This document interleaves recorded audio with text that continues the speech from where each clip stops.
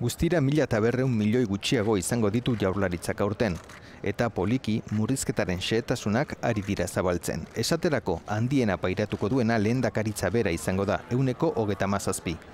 Eta txikiena osasunak 4 soilik. Osasun azpiegituretan egin nahi omen ditu Darponek murrizketak. Enplegu eta gizarte sailean 25%koa izan daiteke jaitsiera, baina etxebizitzen erekuntzatik kenduko omen dute enpleguari eta laguntzei eutsi ahal izateko.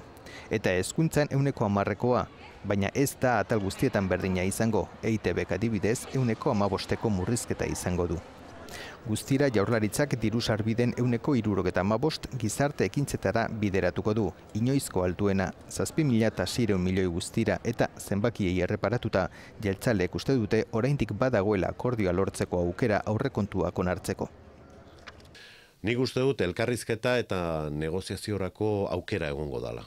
Eta ni ez naiz behintzat hain ezkorre asaltzen. Bidira aurrekontuak onetsi ditzaketenak, baina ez batak ez besteak ez dute hain garbi ikusten. Ditugun zantzuek kezkatu egiten gaituzte, hori ere entzun diguzue askotan. Baina jakin ez dakigu azkenean esaten ari den hori nola gauzatuko den dokumentu horretan. Baina nire ustez, oso posible da osoko emendia aurkeztea. Diru kontuak ostegunean helduko zaizkie legebiltzarreko taldeei azter ditzaten.